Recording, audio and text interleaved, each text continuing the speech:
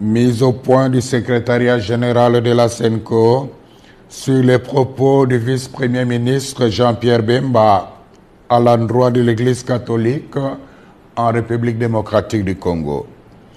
Le secrétariat général de la SENCO a suivi avec stupéfaction les propos ahurissants, discourtois et menaçants d'un ton martial du vice-premier ministre Jean-Pierre Bemba à l'endroit de l'Église catholique dans son interview à la radio Top Congo ce mardi 4 décembre 2024. Sans nous en cacher, ces propos belliqueux et truffés de contre-vérités nous ont paru peu honorables pour un homme d'État de son rang. Nous trouvons particulièrement indécent de parler des politiciens en robe. Pour rappel, parlant de l'Église catholique, le ministre des Transports et Voies de Communication a commencé par affirmer que le président de la République a accordé à chacun des 47 diocèses la faveur de bénéficier d'un montant de 1 million de dollars pour la contribution des œuvres caritatives et de développement. Une première dans l'histoire de notre pays, s'est-il exclamé. Ensuite, il s'est interrogé si les ouvrages financés ont été réellement réalisés, insinuant par le fait même que les fonds octroyés pourraient avoir pris une autre destination. Nous comprenons bien l'ironie cachée derrière une interrogation apparemment innocente. Nous déplorons cette sortie médiatique émaillée d'allusions, d'attaques et de procès d'intention contre l'Église catholique en République démocratique du Congo. Nous sommes affligés de constater que M. Bemba ne maîtrise pas les dossiers des projets financés par le Trésor public à la demande du chef de l'État. Au nom de la sagesse élémentaire, il aurait intérêt à s'informer davantage avant de prendre publiquement la parole. Revenons aux faits. La vérité est qu'il y a plus de 2 ans, à la demande personnelle et insistante du président de la République, conformément à la mise en application de l'accord cadre entre le Saint-Siège et la République démocratique du Congo sur les matières d'intérêt commun, le gouvernement de la RD Congo et l'Église catholique ont convenu de collaborer pour la mise en œuvre de projets sociaux et économiques à impact visible en faveur des populations locales à travers les 48 diocèses de la RD Congo. Sans jamais avoir été demanderesse, et surtout dans le souci de rendre service à la population, de bonne foi, l'Église s'est engagée. Auréolée de son expérience incontestable en matière de développement et des avantages de son omniprésence en territoire congolais, elle a accepté cette lourde charge en vue de contribuer au bien commun des Congolaises et des Congolais qui, comme on le sait, est souvent compromis à cause de la mauvaise gouvernance et de la corruption. Signalons toutefois que, pour des raisons pertinentes, largement compréhensibles, l'archidiocèse de Kinshasa s'est abstenu d'accéder au fonds. Dès le départ, le gouvernement congolais s'est engagé à mettre à la disposition des diocèses trimestriellement un fonds pour la mise en œuvre des projets retenus par chacun des 47 diocèses en RD Congo.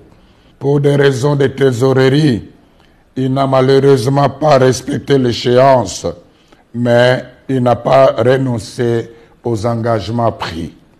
À ce jour, plus de 2 ans après cet accord, seulement 2 tranches de 300 000 dollars ont été données, la première en 2022 et la deuxième en 2023, soit $600,000 par diocèse. Tous les diocèses se sont mis à l'œuvre. Certains ont même reçu la visite du conseiller principal du président de la République en charge des questions religieuses. De toute manière, un rapport en bonne et due forme des œuvres réalisées avec des images à l'appui a été remis à main propre au chef de l'État. Celui-ci n'a pas caché sa pleine satisfaction. Une copie de ces réalisations a été donnée aussi à Madame la Première ministre. Par souci de loyauté et de transparence, en collaboration avec la presse de la présidence de la République, le secrétariat général de la SENCO a réalisé une émission sur le travail accompli. Toutefois, comme le rythme du financement n'a pas été respecté dans tous les diocèses, certains chantiers très avancés sont restés inachevés. À ce jour, une autre tranche de $300,000 a été annoncée et permettra de continuer l'exécution des projets réalisés avec beaucoup de sacrifices en dépit d'énormes difficultés de transaction et de transport. Quant à nous, sans faux fuyant, nous sommes prêts à recevoir l'IGF pour vérifier toute la comptabilité. La SENCO avait dès le début prévenu les gestionnaires locaux de ces projets qu'elle ne couvrira personne en cas de malversation financière. Nous demandons au vice-premier ministre Jean-Pierre Bemba de rendre publiques les preuves de ces allégations de $1 million mises à la disposition de chaque diocèse. En même temps, nous continuons d'attendre patiemment celle de la prétendue collaboration qu'il avait insinuée, sans foi aux yeux, de notre mission d'observation électorale avec les Russes pour pirater les serveurs de la CENI. Qui dans ces pays ne sait pas que l'Église catholique, sans l'aide de l'État congolais, dépense chaque année des fonds immenses pour réaliser les œuvres d'utilité publique comme les écoles, les hôpitaux, les routes, les ponts, les hommes de vieillards, les orphelinats, etc. Par ailleurs, nous avons apprécié que le vice-premier ministre, ministre des Transports et Voies de Communication, rappelle la mission des hommes de Dieu de rassembler tous les fils et filles de la RDC, de parler de la paix et de l'unité. La question fondamentale est celle de savoir comment lui et ses alliés ont-ils accueilli les multiples appels de la SENCO ces dernières années au respect des principes démocratiques et des droits de l'homme, à la transparence du processus électoral et à l'organisation des concertations des représentants des forces politiques et de la société civile afin de renforcer la cohésion nationale et d'affronter ensemble les défis sécuritaires. N'est-ce pas au nom de la même paix que la SENCO demande de ne réviser ni changer maladroitement et imprudemment la Constitution? C'est toujours au nom de la paix que la même Église catholique avait demandé au VPM Jean-Pierre Bemba de ne pas s'engager dans un conflit armé post-électoral. Conflit qui a fait plus de 200 morts, dont les enfants en uniforme en 2007 en pleine ville de Kinshasa. Où trouve-t-on la haine dans les messages de l'Église catholique? Nous réclamons les preuves tangibles. Aussi, faut-il rappeler qu'aimer quelqu'un ne signifie pas applaudir même ses erreurs. À cet égard, nous souhaitons ardemment que le vice-premier ministre Jean-Pierre Bemba se souvienne que l'Église qu'il vilipende avec dédain depuis un certain temps est la même dont il avait bénéficié de 2 précieuses visites pendant qu'il était en prison à La Haye. La vérité de l'histoire renseigne la sagesse, résiste à la frivolité du temps.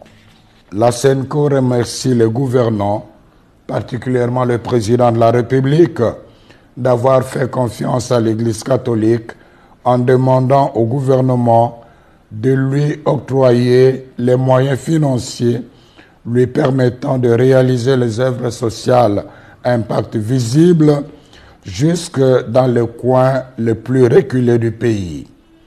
Quiconque croit que cet argent a été donné à l'Église pour acheter son silence et étouffer sa mission prophétique se trompe éperdument.